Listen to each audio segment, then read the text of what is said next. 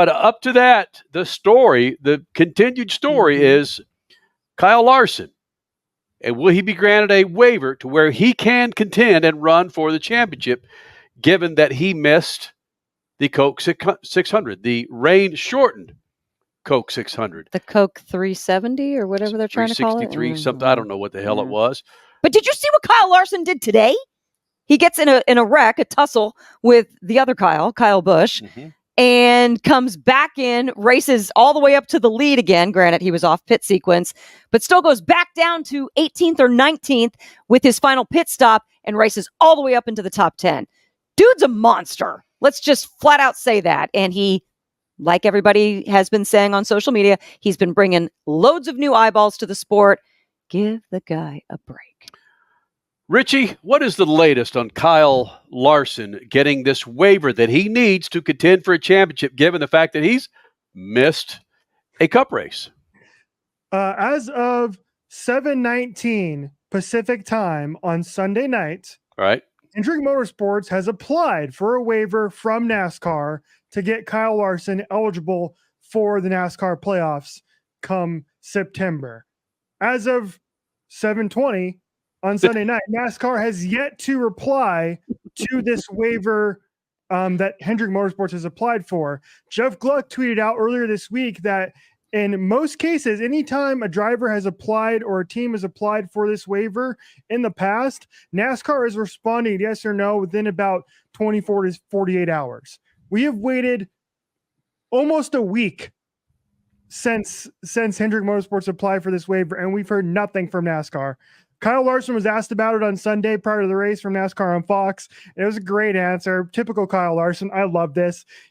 I'm quoting a little bit here. He said, "I'm not sweating it too much. I really don't care." Yes. Yeah, right. Here's the deal. When was all the other sponsors that he has, they care a little bit. Well, here's my biggest question is, when was this announcement made that Kyle Larson would be doing the double, the Indy 500 and the Coke 600 in the year 2024? It was made in the spring of 2023. How have we gone more than a year without NASCAR and Hendrick having this conversation of this potential possibility coming up, needing a waiver to be able to continue on and make the playoffs and run for a championship? Over a year. And none of this has ever come up until the week after he does the double. Blows my mind. Come on, people. We are smarter than that in motorsports. Somebody didn't think of this earlier? You know, the biggest argument that he has is that he was there, but the race didn't continue. He could have been in the race if the race had continued, and that's going to be his argument. I was ready, but you weren't. And allegedly, the rules state that you have to start every race. So he didn't start the race. There was no chance of him starting it. This is where the anti-Larson people are coming in. Well, he clearly chose IndyCar over NASCAR in his priorities that day. Didn't get a chance to start the race, so he's out. The rules are the rules. I think NASCAR has bent the rules on many occasions over the last 50-odd years, 75 years. Scott Dixon coming up here in the Freak Nation. We'll also hear from Kyle Kirkwood on the little dust-up that he had with Santino Ferrucci. Sorry. Santino Ferrucci at the Detroit GP. Whose actual teammate or team owner is Anthony Foyt, so technically Antonio Foyt. Okay. It works. But my point is, and also Michael McDowell's coming up next hour, your pole sitter. Michael McDowell in the press room, and I can't believe that I didn't see anybody post this audio. Yeah. But it's out there. When Michael McDowell, your pole sitter for Worldwide Technologies in Joy, Illinois 300 on Sunday, was asked about the waiver and should Kyle Larson be granted this waiver, I'm going to paraphrase here a little bit. Michael McDowell, who we respect heavily here in the Freak Nation, a good friend of the Freaks, been coming in here almost all of the 24 years. Started in the Atlantic Series, Crasher, in open wheel. Was it the Atlantic Series called the Atlantic Series then? It was, yes. Michael McDowell was in the IndyCar feeder system with the Atlantic Series, just crushing things, doing awesome, and then moved into sports cars, and then from there over to stock cars. Okay. So Michael McDowell was asked about this waiver with Kyle Larson and basically went, "You kidding me? what this guy did with the IndyCar series, bringing so many new eyeballs over to NASCAR and vice versa, and what he did for our sport, and saying something to the effect of, and being the greatest driver to hop in a stock car.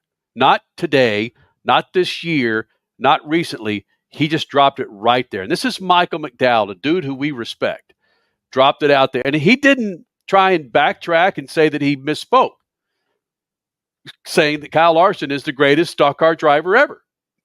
And we're not going to grant him a waiver. I'm not here to argue if he's the greatest stock car driver ever, but I'm here to say that Michael McDowell is a dude that I respect, and I respect his ability to judge certain drivers and really what they mean to series.